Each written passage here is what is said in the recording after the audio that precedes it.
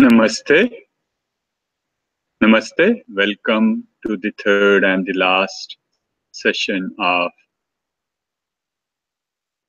Human Mind in YajurVeda. So as usual, we'll start the session with Patanjali meditation. So we'll be devoting the first 15 minutes to the meditation leading up to YajurVeda. So as Patanjali prescribes, we'll follow the 3 simple steps. Step 1 is disciplining our body. Step 2 is disciplining our mind, disciplining our breathing, and step 3 is disciplining our mind. So let's start with step 3. Sit comfortably on floor, cross-legged. I'm sitting in Sukhasana. Your hands on your knees. You can put them in your lap. Relax. If you cannot sit on the floor, please sit on chair, but make sure that your spine is straight, your back, neck, and head are in one straight line. They are straight but not stiff. That applies even if you are sitting on floor.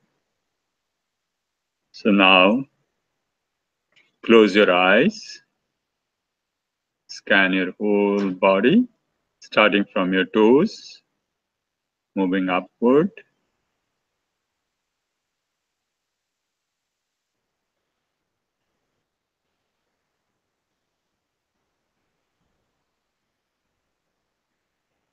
Shake off all the tensions you have, all the stress you have. Relax.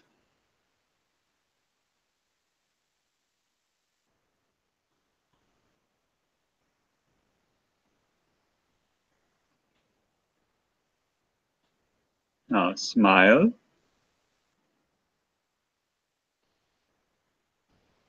Let's move on to step 2. That is disciplining our breathing. We'll do 3 cycles of abdominal breathing. Let's start with cycle 1. Breathe out. Hold your breath out. Breathe in. Hold it within.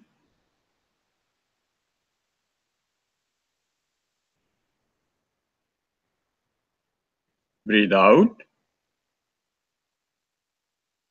Hold it out. Breathe in. Hold it within.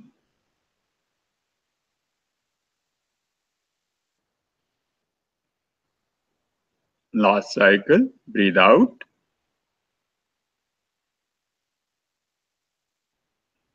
Hold it out.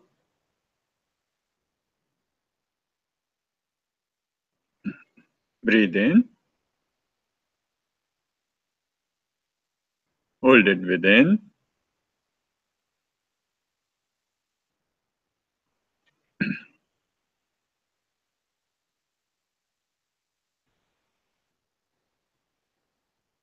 Now let your body take back its normal breathing rhythm.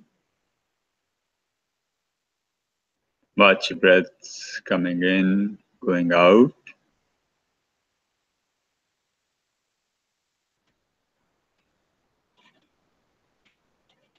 Let's move on to step 3, which is disciplining our mind, the most difficult of all the steps. And Patanjali prescribes in Kriya Yoga to use. We will be using Gayatri Mantra. We'll recite Gayatri Mantra 3 times in the diminishing volume. And while we are reciting this mantra, we'll try to focus in between our eyebrows. And after the third recital, we will be focusing our mind. Try to retain that focus. on our third eye. If the mind wanders, please recite the code word Om in your mind. If it does not work, take a deep breath out and then recite Om in your mind. Focus your mind in between your eyebrows, third eye. So we'll sit in this state which is also called meditation until the alarm rings. So let's start with the Gayatri mantra. Om Bhuvah Swaha Tatsaviturvarenyam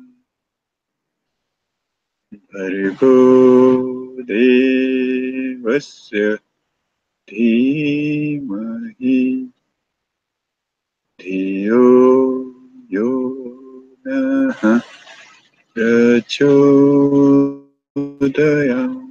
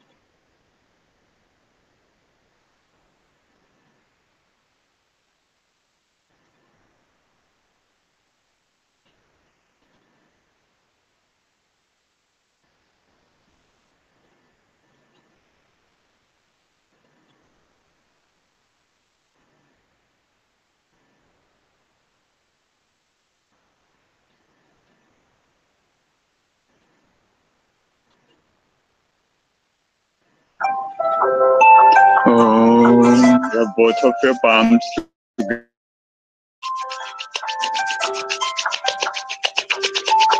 Put them on your eyes. Slowly open your eyes. Thank you. Now let's hear the rest of the pravachan from Acharya ji. Thank you.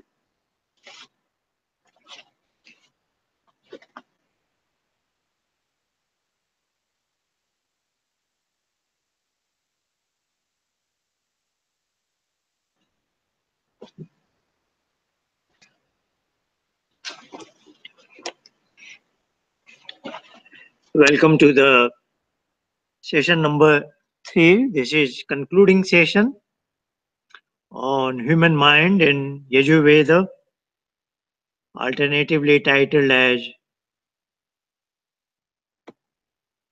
Tanme Manah Shiv Sankalpam Astu, meaning may my mind bear positive resolves.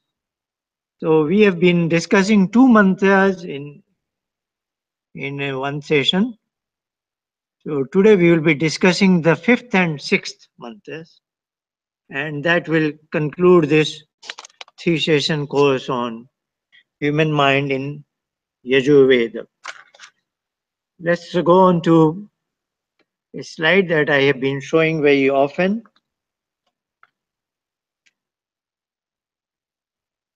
As you might have noticed, we are discussing a very comprehensive treatment of human mind. And that is not to be mistaken as our brain. This is mind, which is a very, very subtle domain. And I have been trying to explain it as using the metaphor of thumb in the fist. So myself, I am the thumb inside, enveloped by the palm, which is my mind. So I am a consciousness, tiny consciousness, I can say Tychon, which is enveloped within this mind of the palm. This is non-physical consciousness, so it's like a singularity. Like in geometry, we have a point which has no length or width.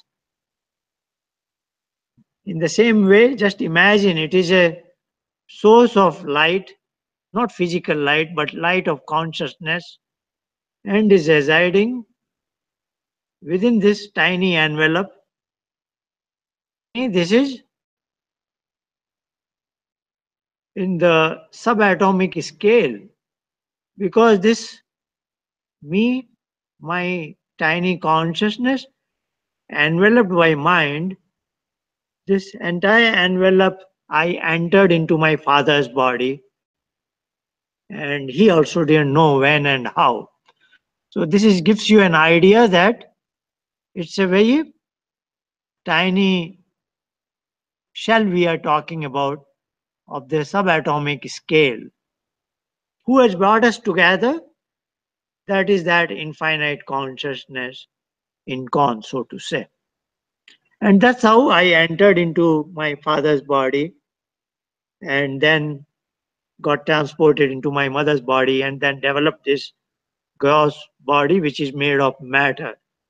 Even this mind is also made of matter particles. It is physical, but with very tiny scales. So, as I am a consciousness, I have extraordinary powers, 3 powers, namely to know, to experience, and to act. But I cannot exercise these powers without the instruments of mind and body. So, this is what we have discussed. And then this entire 3-session course is talking about mind as a whole. So if you look at this diagram, this is representation from Sankhya. Sankhya is the name of a book authored by Maharishi Kapil. Kapil has a very high status He is called as Paramarshi. Only one person is known as Paramarshi, meaning number one in the series of ancient rishis, Paramarshi. As well as he is called as Adi Acharya, very first teacher.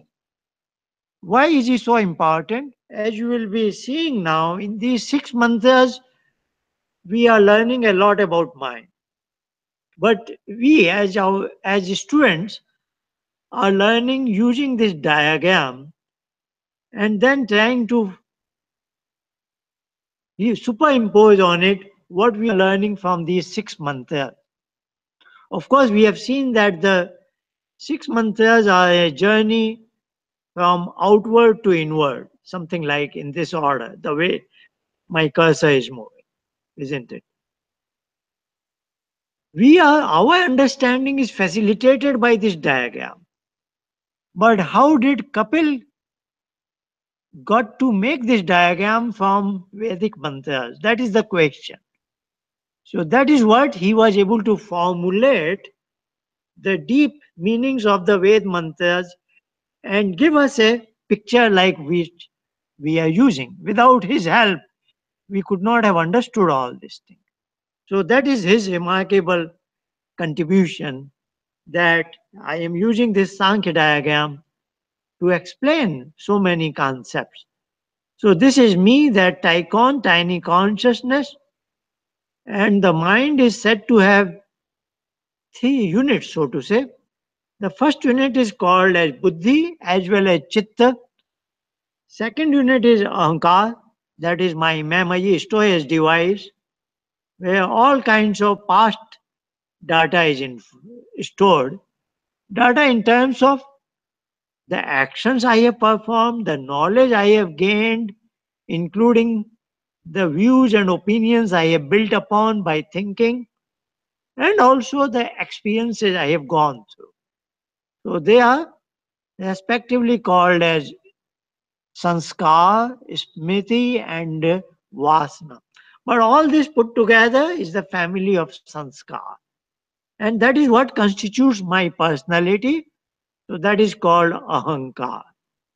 Then the third layer is the manas, that links to that has 5 inlet ports, so 5 data channels being in data, and it can activate 5 motor organs.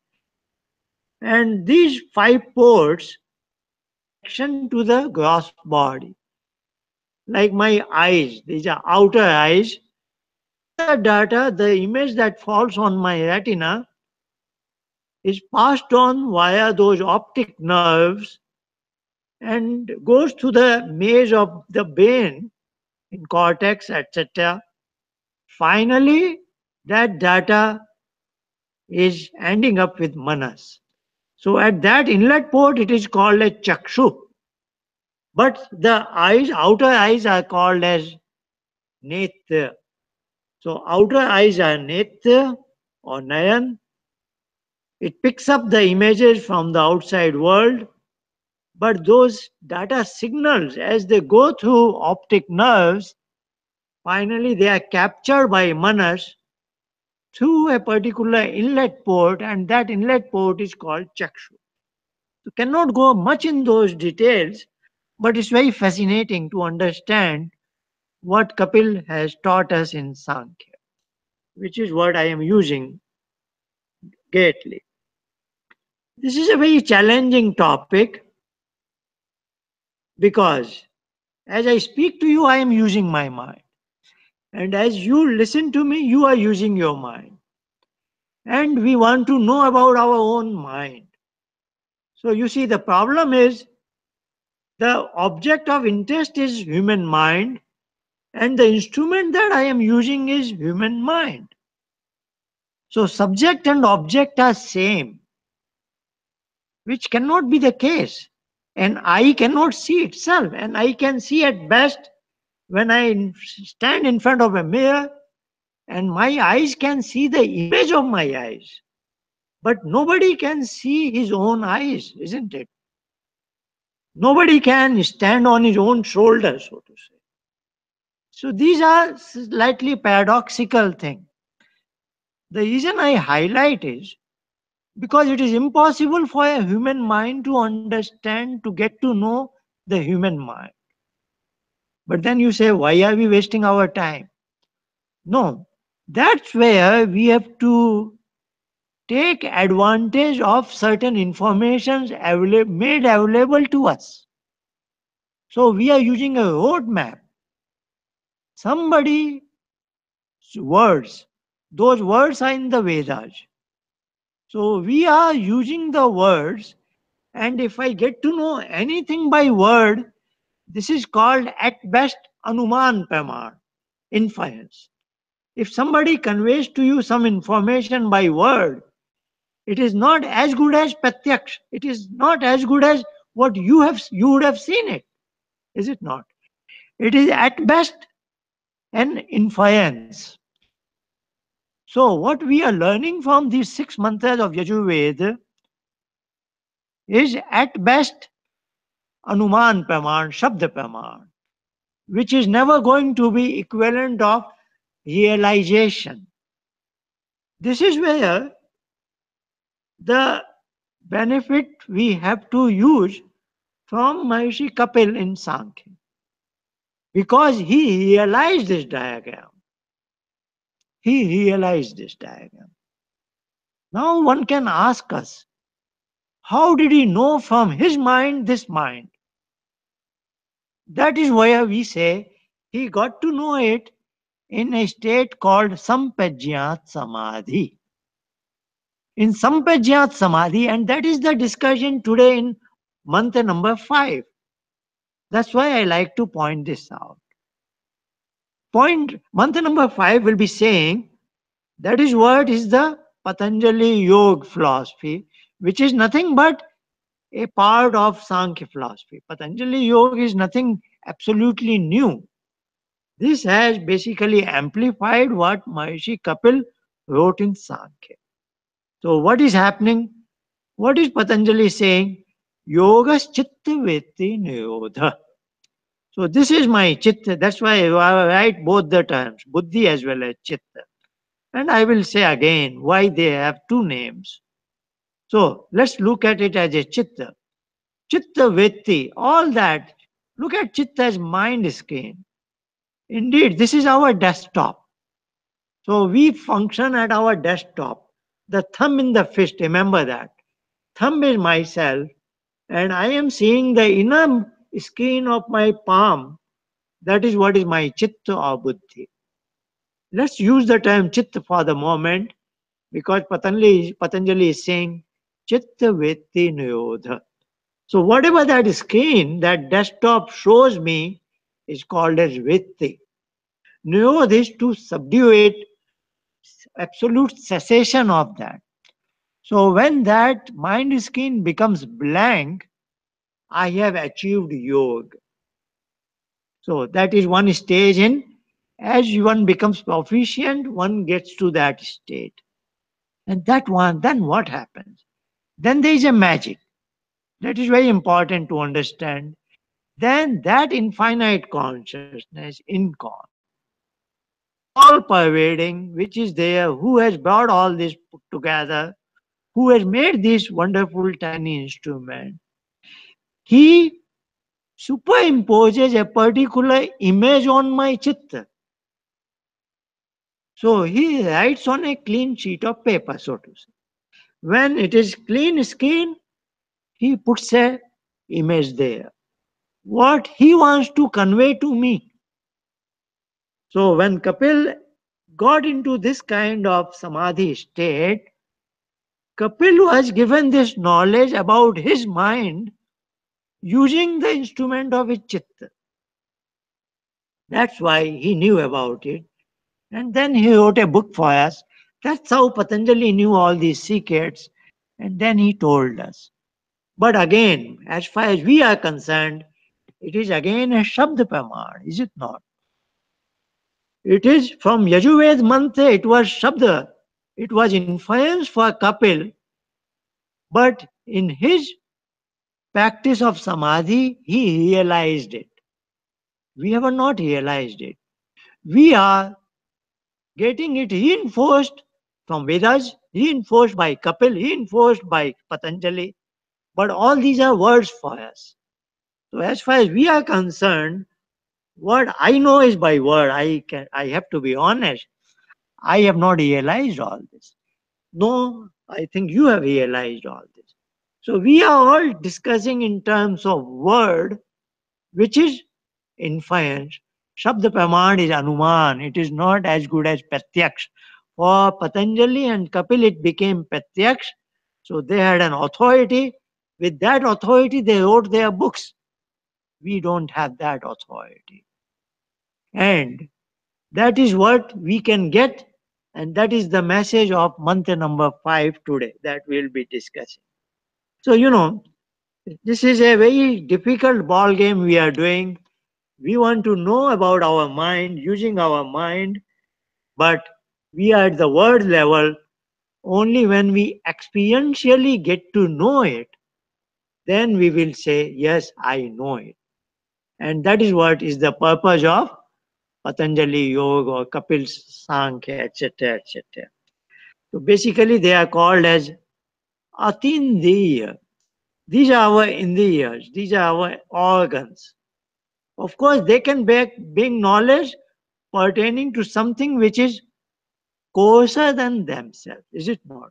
So basically, the idea is no instrument can resolve greater subtlety than its own level of subtlety, is it not? No instrument can tell me more than what it is capable of telling. So this whole box of blue boxes, particularly these three boxes that constitute mind, cannot come to know about itself.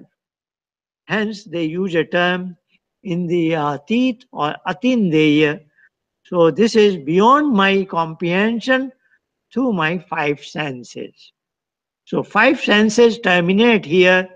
They can bring to me the knowledge about external gross objects that are made of panchabhut, so to say, but they cannot tell me about all this.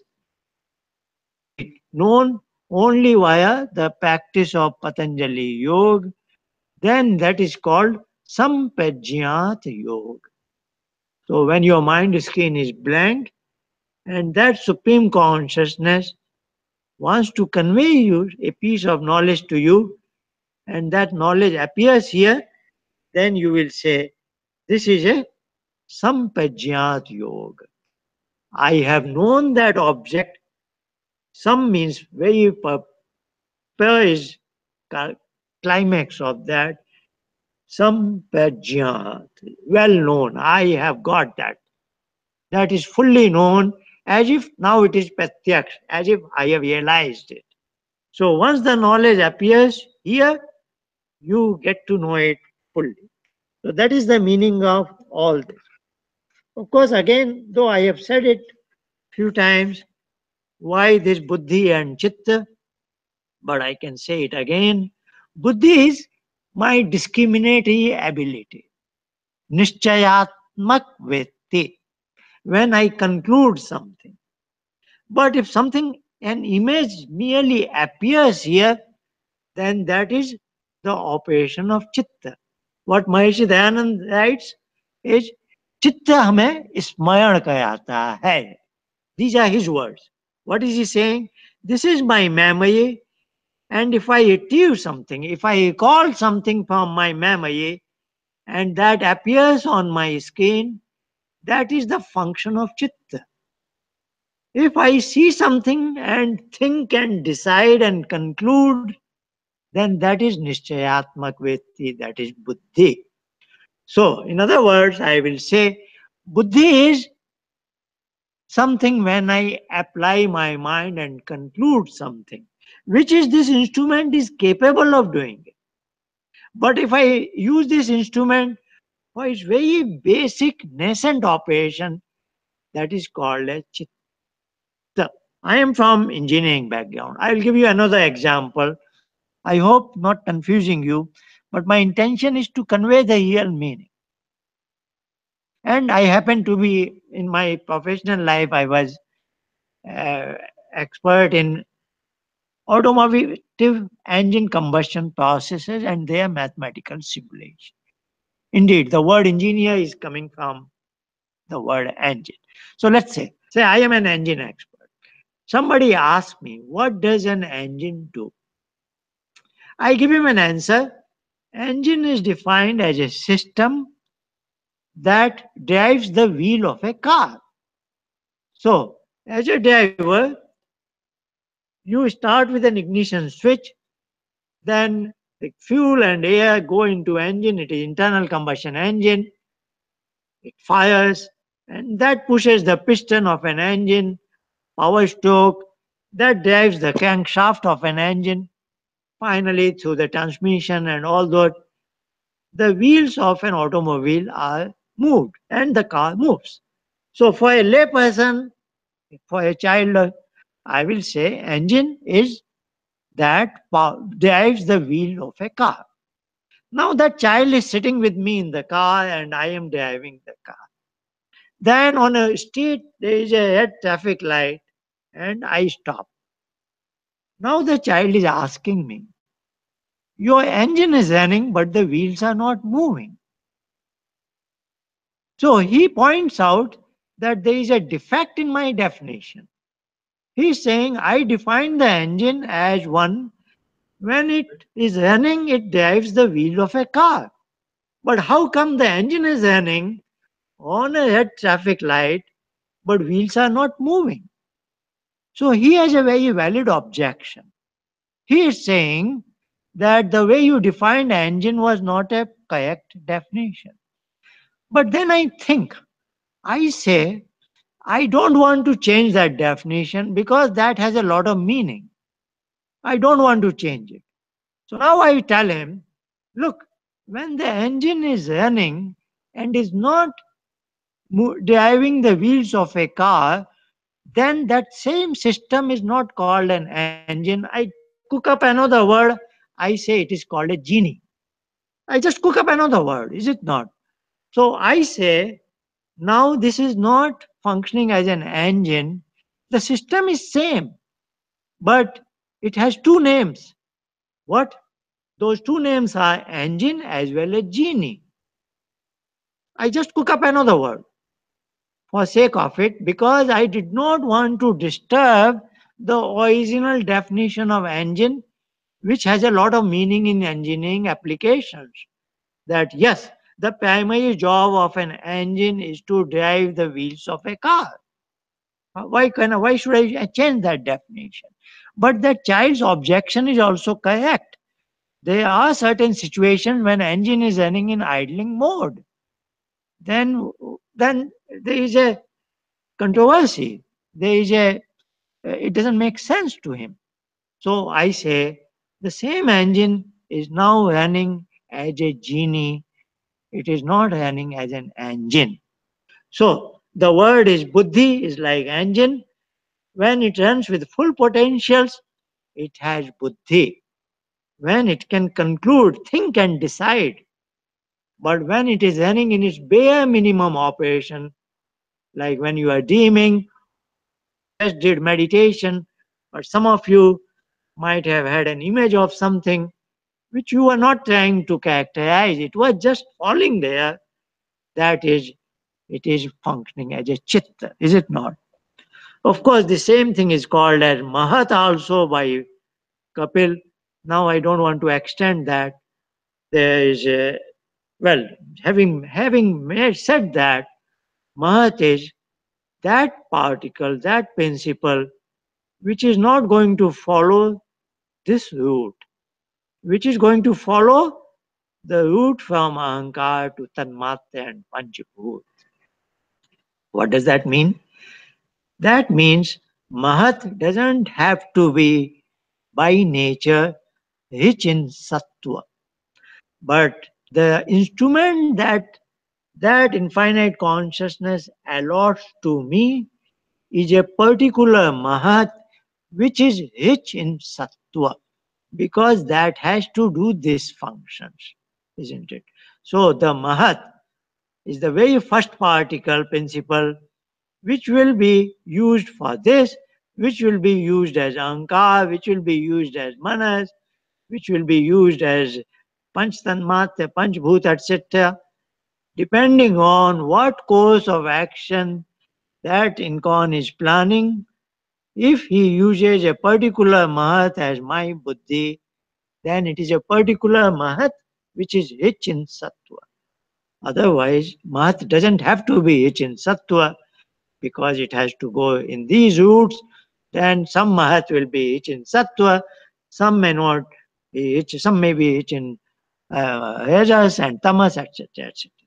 So this is a very long story, but don't want to go to.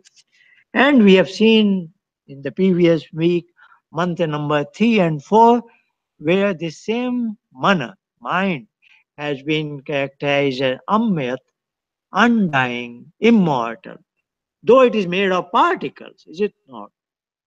So that one way somebody could ask me, if body has mortality, body has its end, why the mind has no end?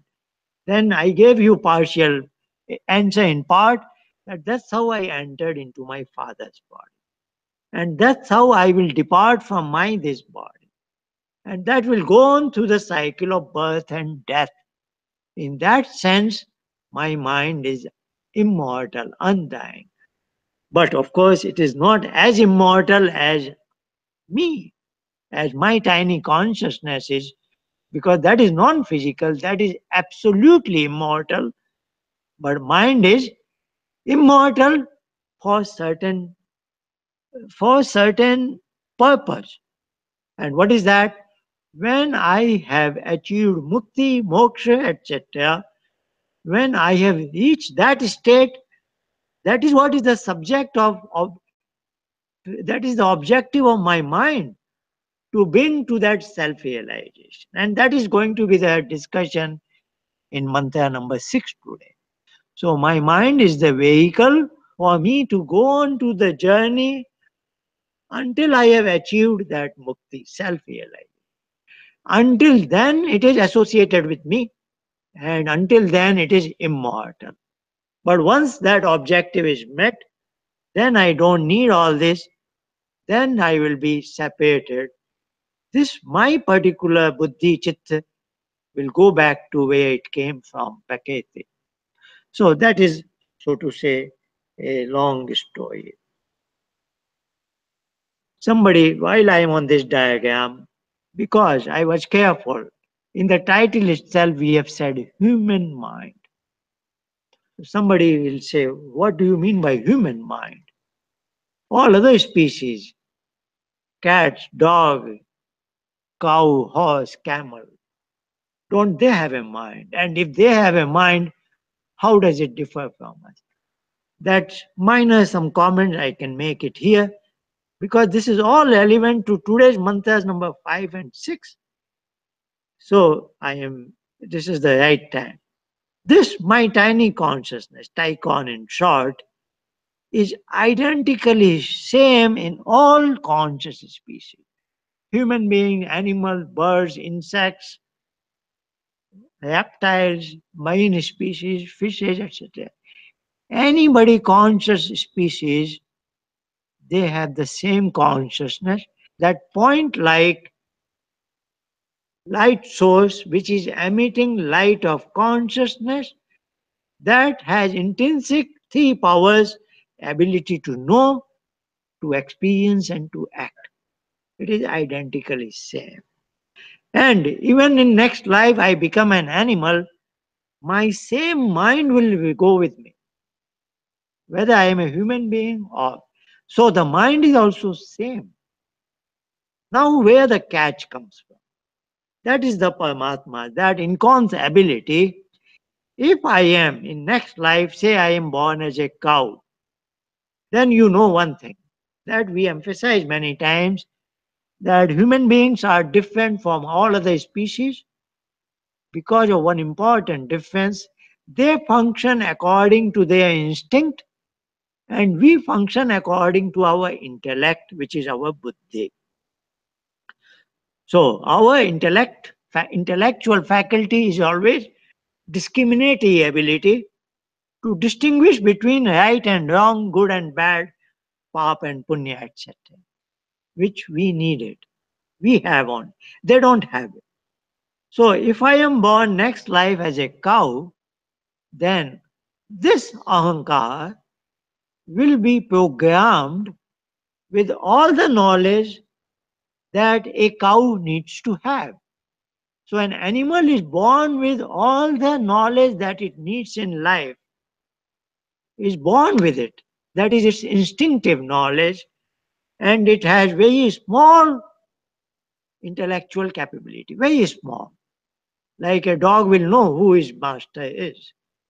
And anybody else, he knows it. He is not my master. So how does he conclude? He has slight capacity here, but he is functioning largely according to his instinctive knowledge. Added data, knowledge embedded into his mind at the time of his birth. So this is where gathering all my knowledge. But suppose next life I am a cow, there will be this ahankar will be superimposed some that functions that drives any cow as a cow. That is cow's instinctive, is it not? That What will be about the programmed here. previous memory? What happens to my previous memories or previous If birth? I was born as a cow previously, I was human and next life I become a cow. So what happened? My memories yeah, of the all past, that continues to remain here. but It is stored there, but it is a black box. for It my is birth because as as a a cow, cow that has no no relevance. relevance. So That I has no cannot relevance. use those. Was very pertinent, very important. If I am a human being, I am born as a cow. As a human being, I have gathered a lot of knowledge. As we have already discussed, is sanskar. All those sanskar in next life, say I am born as a cow, those sanskar continues to aside, though they are not functional, they are not relevant as a cow, but there is an added on of cow that is embedded in my mind so that that life of cow's life I can lead as a cow. Now the next thing, suppose I am again as a camel, all this goes on, but next time when I become a human being, that black box is opened out again, is it not? So that continuity is there. Human life is a precious life. Particular black box is always relevant to me, which I am only adding on. And that when in human life I am theoretically able to get out of this cycle of birth and death. And that's what is the topic of today, very important, relevant to discuss today. So, and indeed, today's mantra number 5 will be discussing how we get this sampajyat yoga, intuitive knowledge, that appears here and is stored here. How our ancestors, the way the whole Vedas in their mind, that is embedded here. So all this is going to be discussed today in mantra number 5. That is why so important to one has to capture it properly to understand what all we are talking about.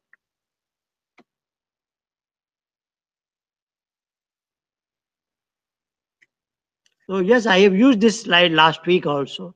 Just gives an idea and nice to review that these 6 mantras are taking us inward. So this is myself, my tycoon, enveloped by 5 sheets now, not to be confused with those 3 layers. These 5 sheets, the outermost is the body sheath, then this is a pranic sheath, where that infinite consciousness sitting inside.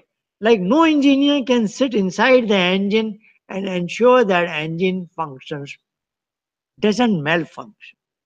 But that's the beauty of our system, that the maker of this system is sitting inside and ensures All this is functioning, taking care of all our vital forces. They are functioning. Even when I'm in deep sleep, my breathing, heartbeat, all that. Like I am consciously thinking from my mind, buddhi, and speaking out certain words, but that infinite consciousness ensures that my blood is circulating, my respiratory, all these vital functions are there. So that is called the sheath of Pranamaya core. It is positioned here, but it is functioning everywhere, as if it is its headquarters. Look at it that way. Then this mantra number one discussed all these different states. I am fully awake. I withdraw my consciousness inward. I am only in mind here, dream state. And when I withdraw fully, I am in deep sleep. All that was discussed in first mantra. In second mantra, Yen Karmanya Paso Manishram, we discussed our ability to perform action. Action is an outgoing thing, and that is emanating from Manomaya core. So, Ahankar. And this is where I made a comment. If I go back to this diagram, Ahankar, this is the origin for action. Action can originate from here. It doesn't have to originate here. Though the end point of incoming knowledge is here. So that is called karma. Karma can be initiated from ahankar. As if my mind, I have delegated certain responsibility. Okay, this routine thing, you don't come to me for approval, you do it yourself. So, I decide to walk. But once I am on a walking trail, I am not now, this has been delegated to my ahankar. The first step, that command was given here. But the karma, it is not that karma doesn't get initiated here. Please listen to me carefully when I say this. Karma can be initiated from here. It doesn't preclude the possibility that karma is initiated here. It includes that possibility. But if I want, karma can be exercised from here also. But Jnana, incoming knowledge, if it reaches up to this point, that doesn't get to me. Jnana must end up to my chitta or buddhi, whatever is the quality of jnana. If it is just merely seeing what is chair, just as an image, it is chitta. If I conclude it is a chair and not a desk, it is buddhi. That we have discussed many times. But it must come up on the screen. And when I am talking about jnana and karma, that their origin and starting points and end points are respectively here and here. So this is the right time to say bhog. Bhog, bhog has been achieved only when it has come to me. So when I get it, chit avsano bhoga. That is Kapil's statement in Sankhya. When all these impressions have fallen up to, this has had an impact on me, then I have experienced it.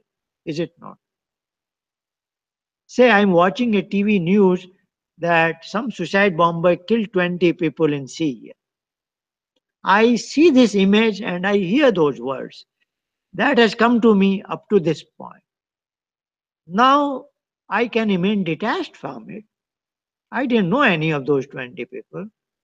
And I just see something next news. I don't care. I haven't experienced that event, isn't it? But suppose I get a news that somebody close to me died. That is also news to me, but then I get so much connected, I go in grief. Is it not? Then I allow that event to affect me. Is it not? So this is what is the difference. That is why Patanjali and Kapil will tell us, try to gain vairagya. What is vairagya? Vairagya is letting the events be known up to this point, but not getting affected by them. Not getting affected by them. That is due to vairagya. that I am not getting affected. So the event is taking place, but it doesn't have to become my bhog, isn't it?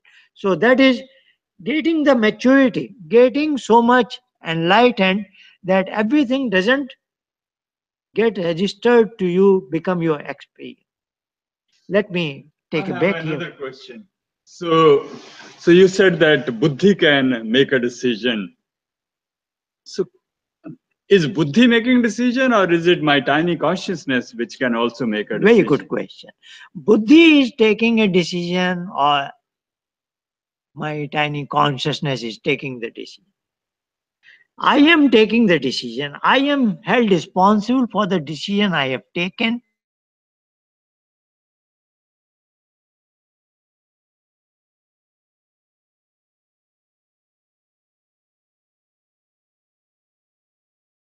To take the decision, responsibility is mine.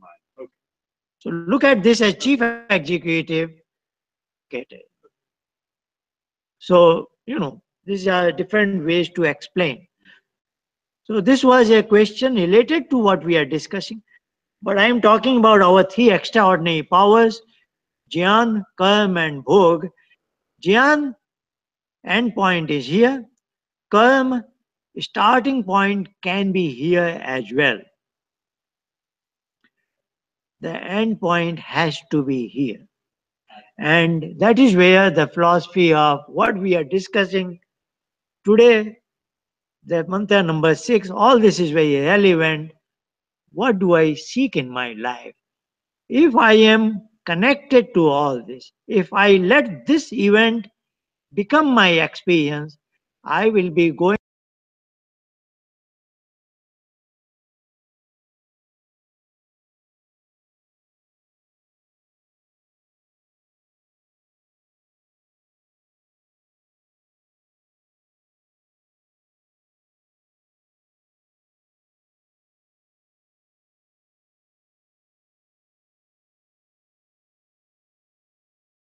connect, I become detached. I gain my vairagya. I don't let this event become my experience.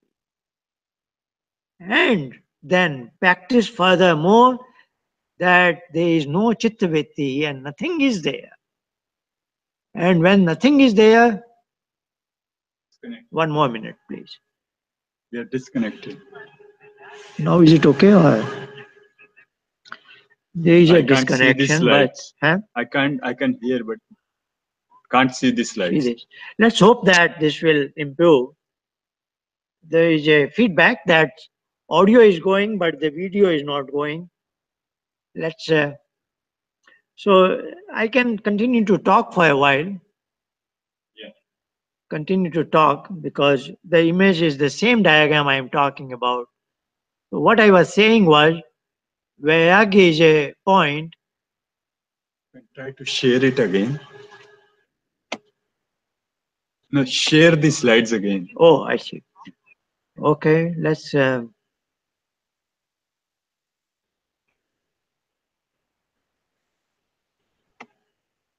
Okay, we do the screen share again. Okay, I hope now it gets to you. It will show up in a few moments. But I'm continuing with the discussion. I was emphasizing that the as far as the bhog part is there, I can gain the maturity. That maturity is called as vairagya. That I don't let any image on the chit to become my bhog, my experience. That is becoming mature with vairagya. That we know in day-to-day life. We teach ourselves, others, that we don't have to become part. Like we are watching a cinema, we don't have to become a part of that cinema, isn't it? So this is same thing. This is the inner cinema we are watching. We don't quite have to be a part of it. But one more thing is required to make total cessation of this. Means that cinema is switched off. There is absolutely nothing there. So that's the time I am absolutely disconnect from my mind, That is the objective of Sankhya and Yoga, and that is what will be told to us in mantra number 6, that with the help of my mind, I can come to a point that my mind is blank. Is it not? Very difficult concept, but it will be through certain metaphors. I am sure today's session should be very useful and successful. So, what we will be learning is, if I make this skin blank, then I am not amenable to that spectrum of Sukh and Dukh. And then what do I realize? That I am in a great ocean of that infinite consciousness, who is Satchidananda Swarup. Then I have just one taste of what is called Anand. No more fluctuations of Sukh and Dukh. And it is not something very fancy item. It is a very realistic thing, because in our day to day life, we do go through what is called Sushupti, deep sleep. In deep sleep, we have only one kind of experience, but we are not quite conscious of that. But that is fantastic. And through meditation, Patanjali Yoga, etc., we want to get that same experience in the real life in conscious mode. So that is the mantra number 6. Then I will be in Anandamaya Kund. So mantra number 1 was describing various states. Mantra number 2 said Ahankar can initiate the actions. Mantra number 3 was saying at the buddhi level, I get to know what is happening around me, yat pajyanamucheto. Then mantra number 4 was, as a human being, we have powerful intellectual capability that we can extrapolate in time and space direction. Yenedam bhutam bhuvanam bhavishyat paikehi. So that we have discussed through the buddhi on this desktop, I can create new diagrams, not only the real life diagram, but create my own designs, what is likely to happen in future, in past, here and there, elsewhere. Is it not? All that I can construct, but I am still using my desktop. I am still using my desktop, that screen, whether in buddhi mode or in chitta mode. Mostly in buddhi we are talking about. Now in mantra number 5, we'll be learning how to make it blank. And when I make this screen blank, then that incon will superimpose with me certain new pieces of knowledge, that will be sampajyat yoga. And then furthermore, asampajyat yoga, a higher level of samadhi, when absolutely blank, nothing is happening, nothing appears on my chitta, and then I am absolutely lost into that ocean of Anand. That will be discussed in mantra number 6. So that's how these 6 mantras, just in 12 lines, are giving us all this beautiful message up to the point of ultimate objective of the human life. Vedahametam Purusham Mahantam Adityavarna. Yajurveda 31st chapter, Purush Adhyaya. Now, final is Nanya Pantha. Tame Viditva Mityumeti. Only when I know him, when I have achieved the objective of mantra number 6, I will cross over the death. Then there will be no more death. Tamev viditva mityum eti. Nanya pantha vidyate ayana. There is no other way. Otherwise, this is the cycle of birth and death. So this is very important for every human being to know who I am. This is what I am as a whole. What are the powers of my mind? Am I using it? And that's the allegorical description will come. The mind is so powerful that can help me go to the climax that I don't need my mind anymore. That's the beautiful. It's so difficult to explain it in words, but this is what is explained in these 6 mantras so beautifully, is it not? So let's move on now. So this last item I want to convey through one more slides. The six mantras talking about our three powers and three pursuits. Mantra number 1 and 2. This is not very exact, but I will say approximately. We are performing action karma. Mantra number 3 and 4 telling us we are gaining knowledge, building up knowledge, new theories and philosophy. Jnana. Then our function is three powers is bhog, jnana, karma and bhog. And this tiny consciousness in karma mode, I have good karma as well as bad, and I have limitations. In knowledge mode, sometimes we have good correct knowledge, sometimes incorrect knowledge, but we are always limited. Even when it comes to our bhog, our experience, we go through a spectrum of sukha and dukha, joy and pain. Now, this infinite consciousness is always positive and always unlimited by very its nature. We cannot equal it, nothing to talk about surpassing it, not even become equal to it in the domains of knowledge or in the domains of karma. But in the domain of experience, that's where our rishis realized it, we can have a taste of that anandas. So the path is through yoga, and that is what leads to upasana, up and asan, being with him. So the objective of all this is to be with him, then get a taste of that anandas. That is the climax of bhog. So climax of bhog is achieved through yoga, and then we get a taste of what that one drop is enough. And then you say, I have achieved what was the objective of my human life. Is it not? So that's where let's look at it. Mantra number 5 and 6 are very relevant. Now here it begins. Yat. Now it is in Saptami, locative, and is coming three times. Yasmin, Yasmin, Yasmin. Yasmin Richaha Sam Yajunshi. Yasmin Pratisthita Athana Bhavivaya. Yasmin Chittam Sarvamotam Prajanam. Tanme Manah Shiva Sankalpa. Now you will appreciate the word Paramatma has used is Chittam. We are talking about Chitta now, that this practitioner has brought all his buddhi's operations total cessation. Even Chitta is blank. Then what happens? Yasmin Richa. Within the same mind, Richa is Rigved, Samved, Yajurved. They are planted. How are they planted? Now there is a metaphor being used.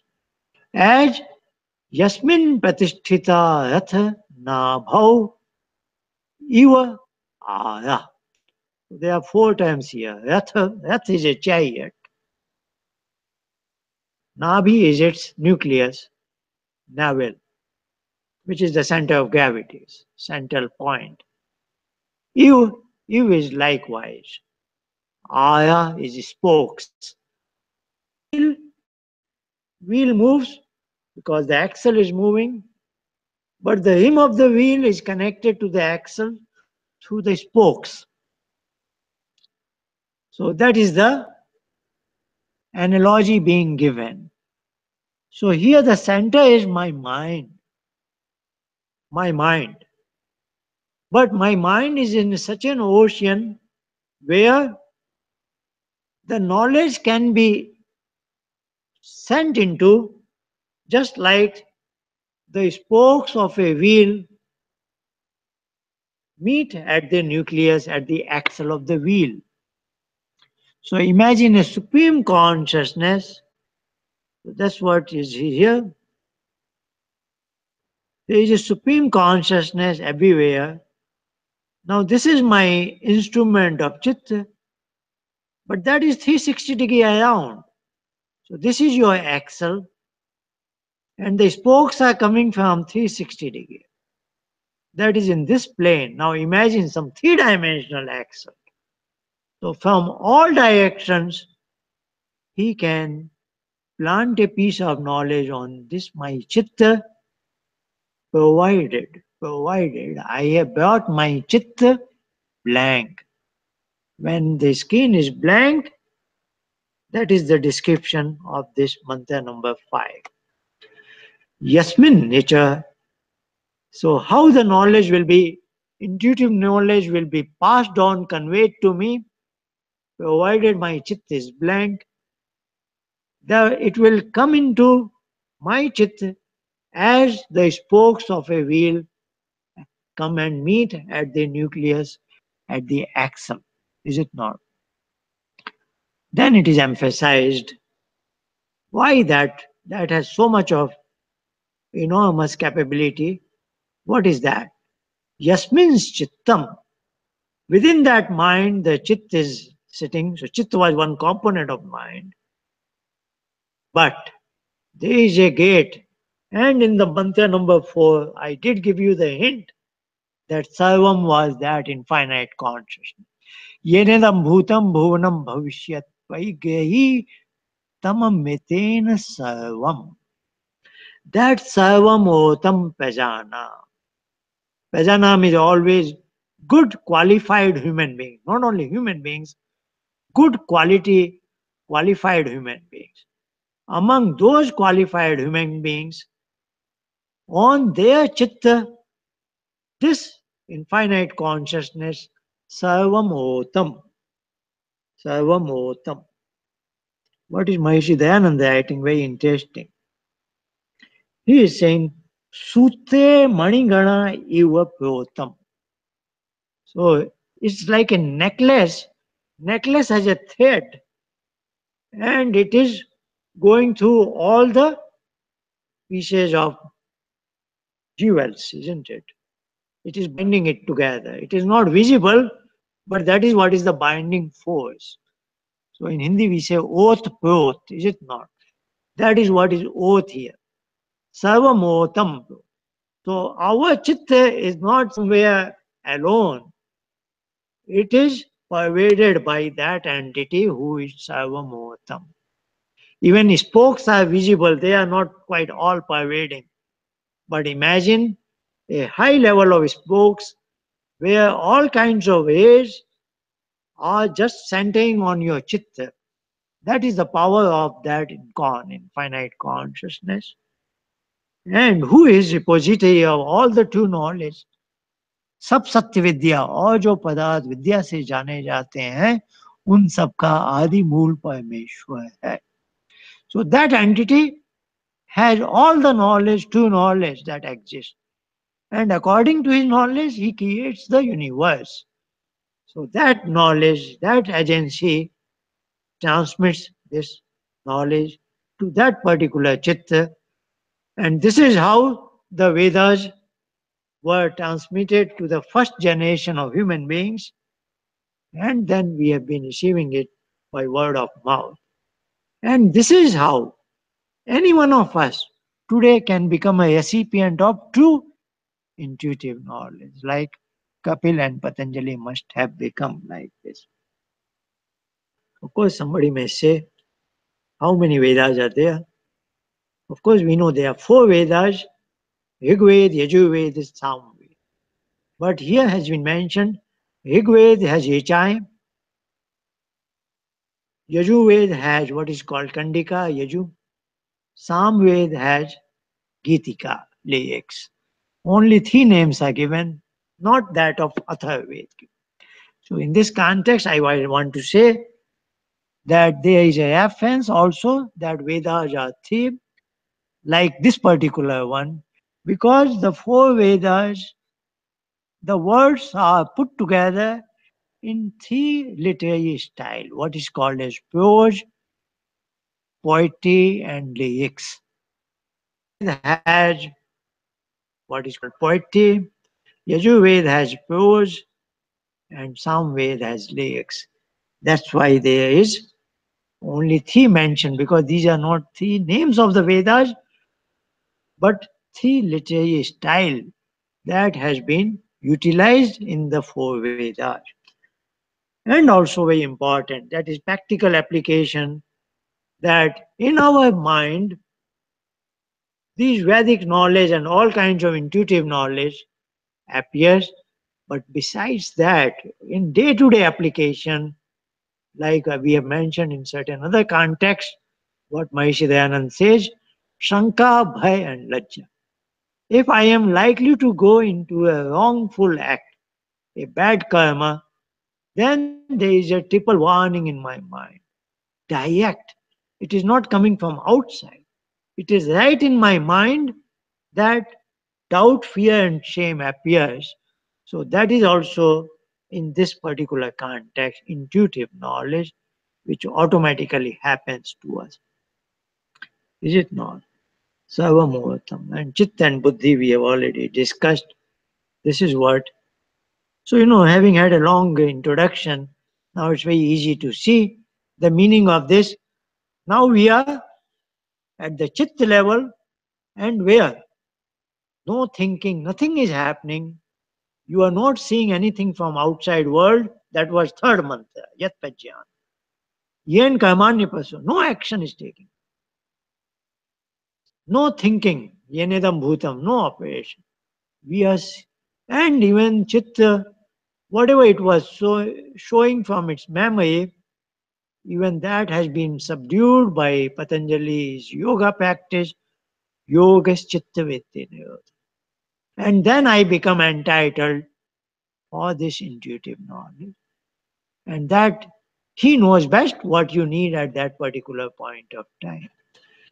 Even somebody hears, they also know it. And you also might have noticed in your life, if you are practicing meditation, say you are speaking to somebody, or there is a question answer session. You are asked a difficult question which you had never thought of it. Suddenly, an answer comes in your mind. Is it not? Where does it come from?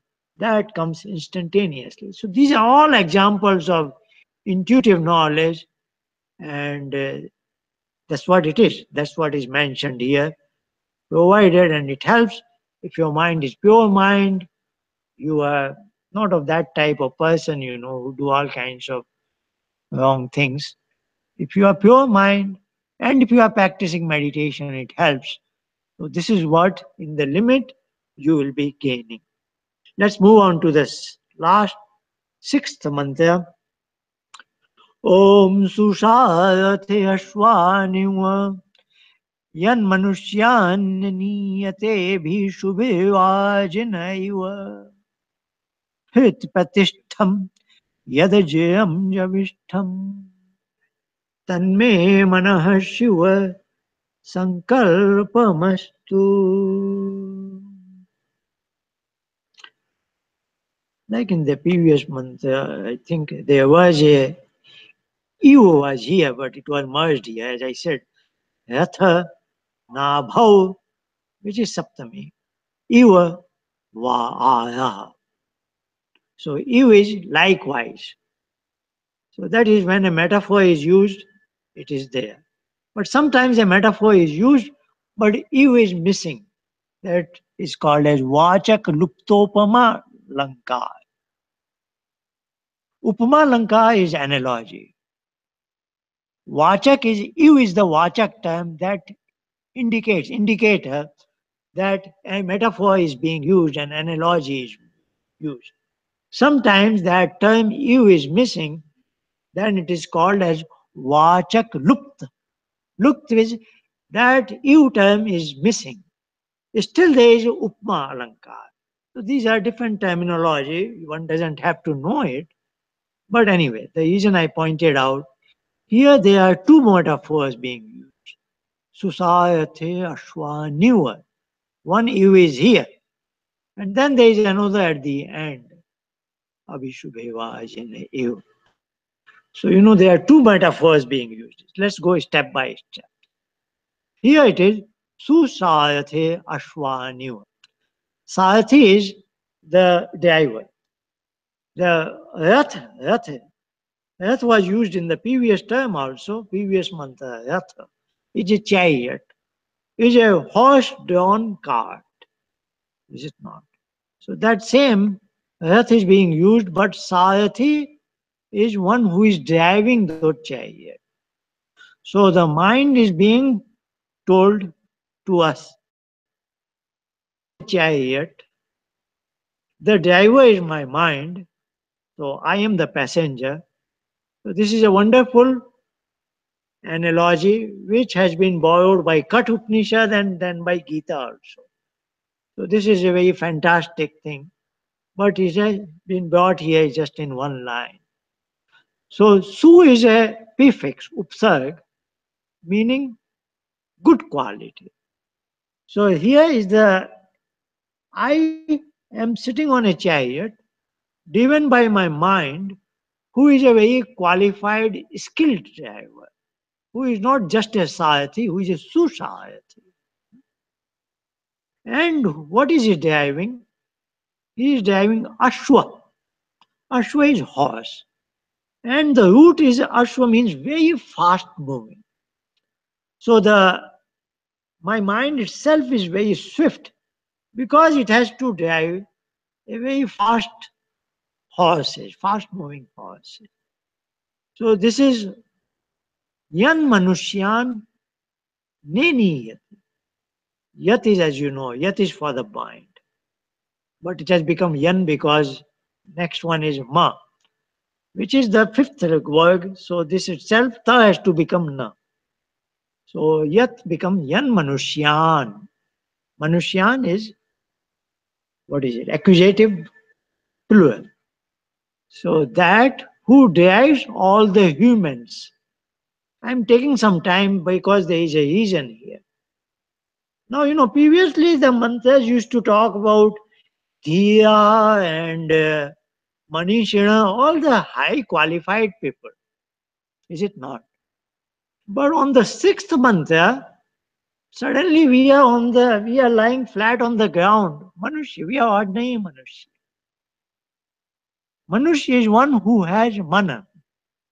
That's how probably English word man and woman, human, all these words have these three alphabets, M-A and mana. Though we may pronounce it as man or woman and human, but the word is man, M-A and man. All that is coming from this. Man. Man gives rise to Manu, Manushya, etc.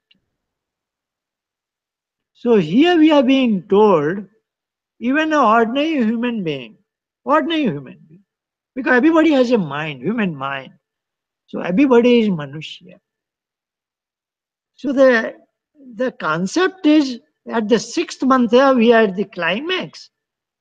And we are being told, even ordinary Tom, Dick, and Harry, any ordinary human being can come to this state. This is very important to understand. So much of motivation is built within it. So, what is being told? This mind of ours, which is my driver, skilled driver, is very skilled because he can control fast moving horses. So this is metaphor one. Metaphor one is that Sarathi and Ashwa, the driver and the horse. Is it not? And then this mind, neniyate. Neniyate means it goes here and there, everywhere. Now there is an allegorical meaning here. So don't want to confuse you. There are two metaphors and two allegorical meaning. So you will have to be careful. One metaphor is the Sarathi and Ashwa. That is what mind is like. And then second metaphor is coming here, Abhishubhi. This is instrumental, Titiya, Vajina. Vajin also means fast moving horses, which both Ashwa and Vajin are referring to our sense organs, which are very fast moving, is it not? But a good Sarathi can control them through the ropes. Abhishubhi is the controlling ropes he has he's holding in his hands. Is it not? But if the organs are very fast, you can imagine how fast the mind has to be to control it and how much skill he has to have. Is it not? So this was one that, yes, these fast moving organs can be controlled like ropes are able to control the horses. So this is one metaphor. This first metaphor was my mind is driving the vehicle, is very skilled in it, and goes around all kinds of places. And that's the way my mind drives all the human beings in the world. Is it not? So these are the two metaphors where the strength is being given that if you can control it properly, like a skilled driver does, then that human being will raise his own stature. Now comes the allegorical meaning. The first level meaning is yes, you can lead your life at this level aimlessly, going around all the parts of the world, enjoy your life. You again, your mind is very going very fast, but you don't have any specific purpose of your life. Vehicle is helping you go around like this, is it not? So the second allegorical meaning comes here with the same vehicle, the same mind, the same manushya, the same human being can go with a purpose and reach a destination. Either way, these horses are going to get tired at the end of the life, and then the life journey will be over. Now, if you are going aimlessly, that will be death leading to next birth. But if your journey is focused to a particular destination, then your horses will be reaching there. That will be the end of the journey, and you will alight from the vehicle, is it not? So you have made proper use of this powerful vehicle that the mind is it not? Otherwise, you can just remain like a manushya. So if you have used the controlling powers like the ropes you have, and you have in your mind a particular destination, then the same instrument of mind will bring it to me, as if that infinite consciousness is telling us that I have not given any special mind to Kapil or Patanjali. It was same mind that you have, they also had the same mind. But they used the mind as a sarathi, and they used all its skills and controls properly. And now in the second line, he is highlighting something fantastic. This mind, where is it sitting? Hit patishtham. Tentatively, I will say hit is heart. Indeed, English word heart comes from hit. Just see their pronunciation is very similar. Hit, heart, hit, heart. Is it not? So hit is heart, but there is a lot of confusion. Now, this heart is not our pumping heart. This is not pumping heart. Now, what is this heart? This heart is the location where the shell of me and my mind are sitting, which is in my head region. Where is it sitting? It is in heart. Where is the heart? Wherever that is sitting.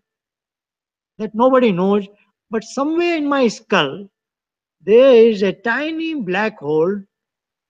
That location is called as heart, where the shell of me and my mind are sitting. Hit Patishtham. So he is emphasizing it that the Sathi is not close to you, not far away from you. He is right where you are. So there can be no communication gap between two of you. He is very close to you. You can never say, I am out of mind. In worldly language, we can say, I was out of my mind. In spiritualistic sense, you can never be out of your mind.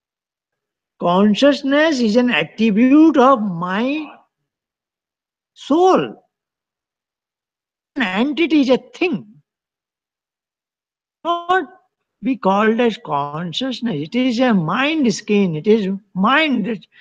So you see, when you read books, you will have to go through all this.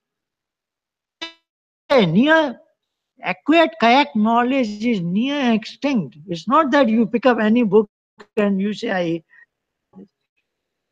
In 2 hours you will be gone. Now, why is this gentleman confused?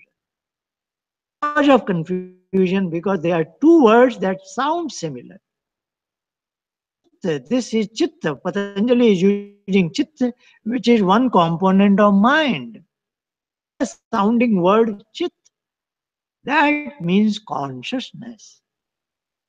And is translating chitta as chit. And now how can he is not qualified to write a book on yoga. Stop him. Everybody writes book. Example where this word chit is coming. For example, Satchidananda. Sound word of Sat, Chit and Anand.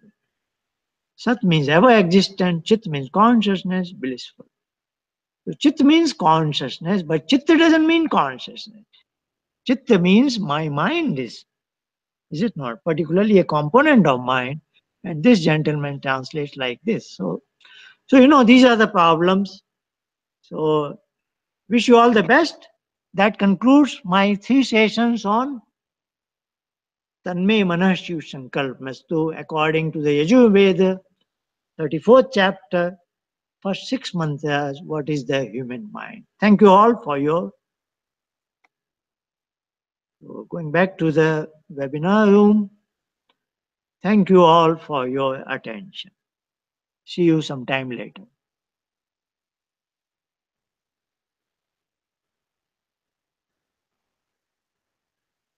Okay, see you later. Stop broadcast.